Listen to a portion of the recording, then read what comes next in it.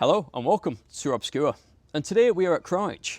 We're going to be looking at this amazing open air museum made up of multiple buildings that were close to being lost forever, but they were carefully taken down and rebuilt here, creating an incredible experience of what life was like many decades ago. So join me for a trip to the past.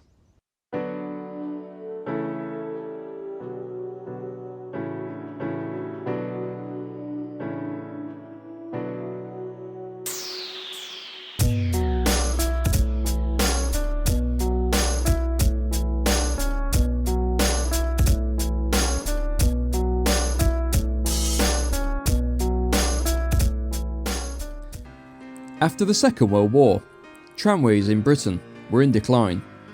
A group of friends with interest in trams toured the country, visiting different cities and seeing their tramways before they possibly disappeared. During one of these visits, the group were in Southampton to witness the end of the city's tramway, which was to be closed in December 1949. The group were told that the tram they had ridden on in Southampton was to be scrapped. Saddened by this news, the group clubbed together to purchase the tram, and the idea of a tram museum was born. The group continued to grow, and ideas continued to flow. The search for a site through the 1950s proved difficult, until they were invited to view a potential site that seemed perfect for their vision. Crich Quarry was disused at the time, but had a rich railway history. George Stephenson, a renowned railway engineer and designer, had built a mineral railway on the site to take limestone from the quarry through to Ambergate. The site was located centrally within the UK, and so a deal was struck to purchase the land. Over the next 10 years, tracks were installed, equipment was bought, and multiple trams that were once destined for the scrapyard found their new home at Crich. But with the trams now running, the group realised that what would make it perfect was the introduction of buildings and an entire village to create a true historical experience.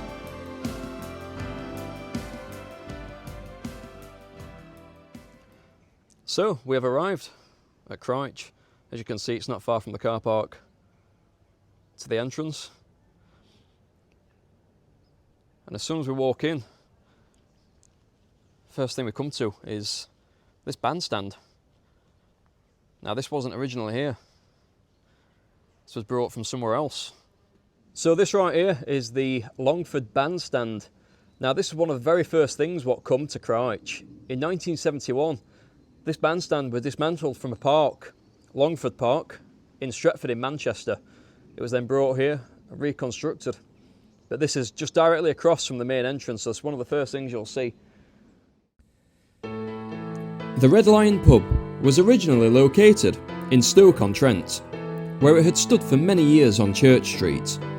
But by the 1970s, a new inner-city dual carriageway, the A500, was constructed and resulted in the pub being demolished. However, the facade of the building was saved, and for many years was reportedly stored in a field before finally being reconstructed at Crich Tramway Village in 2002. Decorated internally how it would have been, and of course, still serving pints.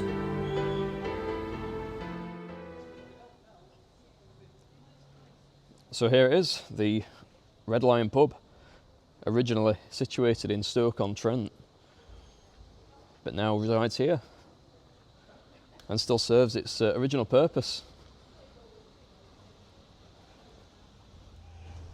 Now, taking down any building and relocating it somewhere else brick by brick is a challenge in itself, but they probably couldn't have picked a more difficult building to do, because look at the detail on the exterior of this building. It's all tile, terracotta, absolutely ridiculous.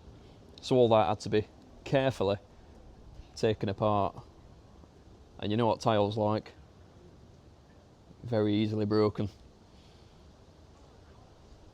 I can imagine some of them cracks, like just there, is probably where accidents have happened. So in terms of the Red Lion, we've got a strange bit of history repeating itself. If you look at these maps from its original location, you'll notice it was directly across from a tram depot, and apparently it was very popular with the people that worked at the tram depot. And well, look what it's located across from now, a tram depot. How strange how history repeats itself. And on the topic of the tram depot,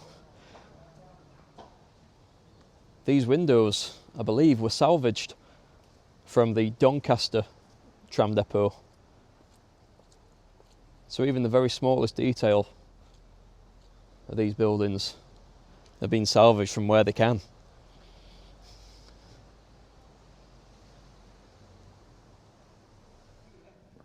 So we're going to make our way down to the town end tram terminus now, where there's a few more interesting things to see, including another building which was close to being lost forever, but was saved and brought here to Crich. The Assembly Rooms building was located on Full Street in Derby. It was the second generation of Assembly Rooms, after an earlier version was deemed unsuitable. Built in 1763, it featured a grand facade and capacity for 400 in the ballroom. During the 1920s, the Derby Corporation tried to compulsory purchase the building, but this was met with opposition, until a deal was finally agreed that the building's facade would be rebuilt elsewhere. However, despite the purchase, the Derby Corporation had a change of plan, and the Assembly Rooms remained open and held events right up until 1963, when a fire devastated the building.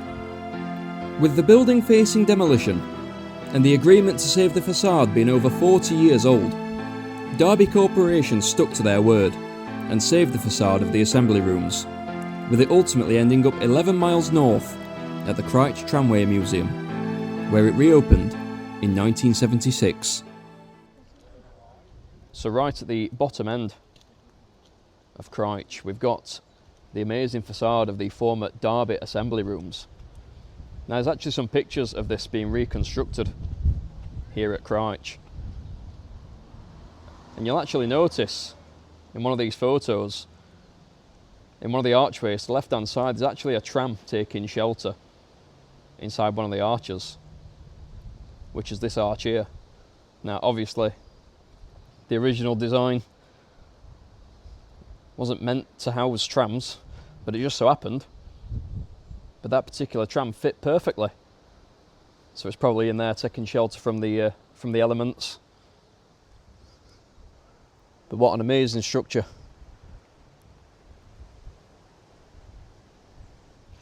So, as we saw earlier with the Red Lion pub, where history repeated itself, where it found itself again located across from a tram depot, there's a strange similarity with this building where history has repeated itself.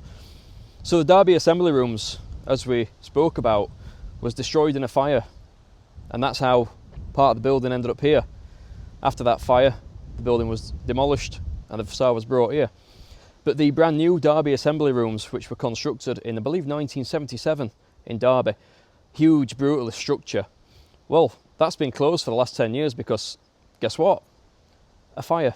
Now, it wasn't a fire in the main assembly rooms. I believe it was a fire in a plant room on the car park, but it got into the ventilation system for the new assembly rooms, and that's been closed for the last 10 years, and I believe there's discussion about that being demolished as well now. So the new assembly rooms met a similar fate to the old one. So we spoke about the buildings, what have been brought here to Crich, but it's not just the buildings, it's a lot of what you see. Street furniture, including this tram shelter, which I believe come from Birmingham. This was part of a tram stop on the old Birmingham tram network. And I believe this tram shelter just really goes to show how much class went into even the simplest of structures back in the day. You look at modern day bus stops, which essentially this was back in the day. It was just trams instead. And modern day bus stops are just very simple and cheap designs. This is literally got stained glass in it. The ironwork is highly decorative. It's beautiful. It's just a tram stop, but it's beautiful. Absolutely no need for it to have that amount of class, yet it does. And more street furniture, which has come from other places. I believe this clock came all the way from West Bromwich in the West Midlands. And right next to it, well, I don't think this needs any introduction, does it? Probably made more famous by the TV show it's associated with. And another very rare piece of street furniture, a telephone box which was originally situated in Birchill Hospital in Rochdale. Now this is actually listed. It's awaiting restoration, but it's got most of its original features.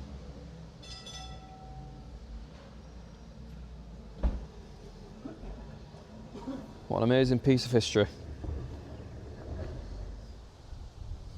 And as we said, across from the Red Lion pub, we've got the tram depot, where all the trams are stored when they're not in use.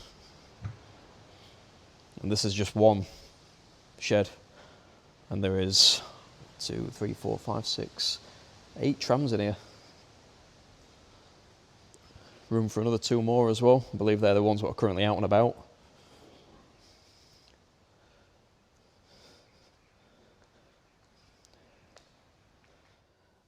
And these have all been lovingly restored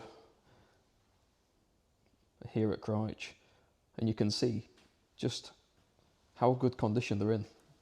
It's like looking in a mirror. Absolutely perfect. And in one of the sheds here, tucked just behind number 40 here, I believe is Sheffield's last ever tram of the original Sheffield Tramway anyway, until the newer version come along in the early 90s. But this was Sheffield's last ever tram, tram number 510. And as you can see, it was decorated to mark the occasion. Little displays of the different types of tram what was used in Sheffield. So moving on now from these tram sheds, and we're going to be going into the Great Exhibition Hall. So right at the back of the main hall is this tramcar 45 from Southampton. Now, it's not got anything particular saying this tram special, but it's very special because Crich Tramway Museum essentially started with this very tram.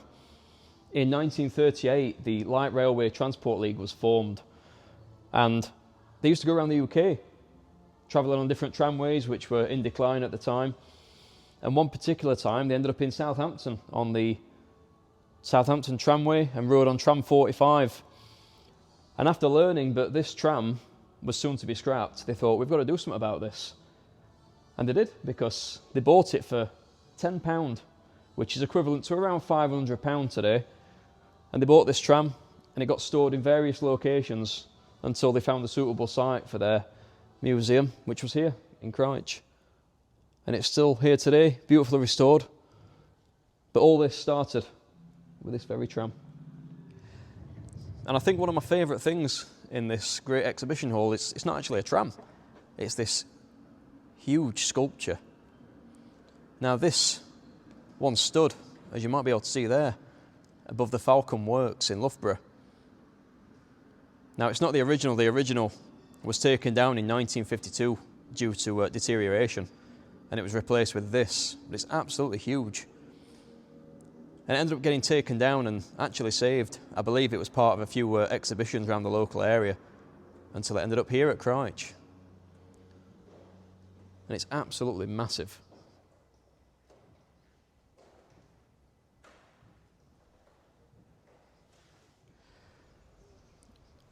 Now, just next to the bandstand, you'll notice this absolutely huge rock face. So imposing. But this was the original quarry, what was situated on this site. Now, an original mineral railway actually run through here, through the village itself, before the Tramway Museum came into being. You see that on these maps here. But this quarry was closed in 2010, believe it or not, fairly recently.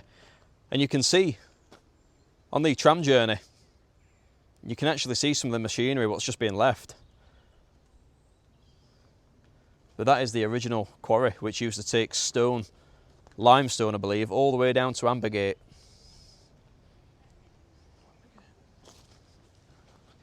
So usually in these videos I point stuff out and explain exactly what they are and the history of them. But I'm going to encourage you to do your own research on this one. Now you might be able to see just behind me at the top of that quarry there. There's the top of a tower you can just see. Now I know what that is and I know the history of it, but I'm not going to tell you. I'm going to let you do your own research. So your challenge is to go on the internet and find out as much about that as you can. Pop it in comments below and you can educate us all, as opposed to me doing it all the time. So when you come through the main entrance, one of the first things you'll see is this gorgeous bridge with a cast iron middle section. And that middle section actually come from the Bowes Lions estate in Hertfordshire. And you can actually see pictures of this being constructed. Now I'm not sure about the abutments either side of the bridge, but the middle section definitely come from the Bowes Lions estate. And if you're familiar with that name, which you might be, leave a comment below. Let me know where you know that name from. And we're going to walk now to go over the Bowes Lion Bridge. And you can see they've installed some tram tracks what actually go over the bridge. Now no trams pass on here currently, but who knows, maybe in the future we might be able to see trams going over the bridge. That would be quite cool to see. So the ironwork on this bridge actually dates from 1844, so it's really, really old. But I'm not sure about the stonework. I am led to believe that the stonework was not part of the original structure. So this is one of the tram stops here. I think there's 4 in total. But all the tram stops have been saved from somewhere else. Now I'm unsure where this particular one's from. But again, it's that beautiful cast iron design. And we're going to wait for the tram, which is currently down at the town end terminus. Now it's easy to think, but it's the larger structures like the bridge or the Red Lion pub down at the bottom, or even the bandstand just there, which make this place special. But for me, it's the attention to detail. Small little things like this sign and the original benches which have been reclaimed just make this place all the more realistic. I'm unsure as to what this is, but I can see the City of Nottingham tramways on it with the coat of arms. So that's obviously been reclaimed from Nottingham. I can see just inside there obviously houses power. There's plenty of switches in there. And you need plenty of power for these.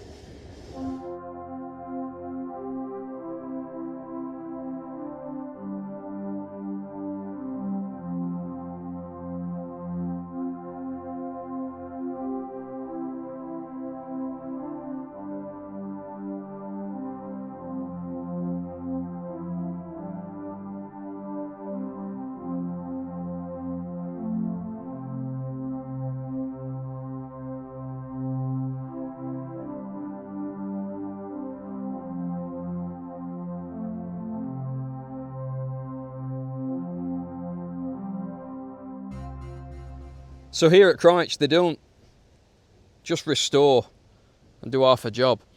They literally find the tiniest details. And this is a perfect example, this Victorian's cabman shelter. They actually found the original designs by the architect and restored it back to how it would have been in 1877. And even down to the paint, this is the original colour exactly. They managed to strip away the many layers of paint what have been applied to this shelter over the years and found the original colour underneath, and have then restored it back to its original colours. Now that is proper restoration. So this is the Wakebridge tram stop, and you're surrounded by a lot of things. We've got a recreated drift mine there and a headstock. We've got the cabman shelter, which we've just looked at, a toilet which can be used, but it is a composting toilet. Now it all looks normal inside, looks like any other toilet, but it's got this very complicated system when it's flushed, and essentially liquids and solids get separated and then the solids get composted. Now this headgear, at first I thought it was just a recreation, but it's actually not. This is actually from Crich's Glory mine, which is located just down there. It's where the trams turn round, and this was brought here from there, and it mined fluorspar and lead and other minerals until the 1950s. So this is original.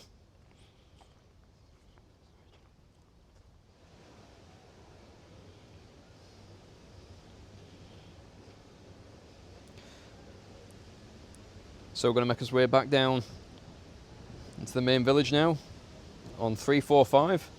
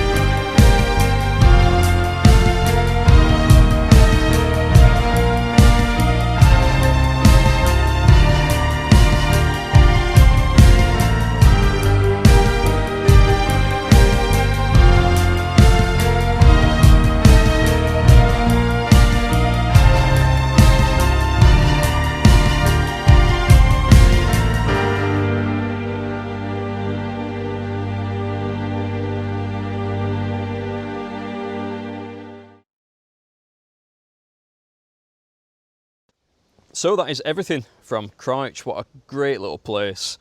If you like the video, press the like button, subscribe button, all that good stuff. It all helps massively. If you're feeling extra generous, you can press the super thanks button and that will get your name on the next video. So, thank you very much for watching, and until next time, I'll see you later.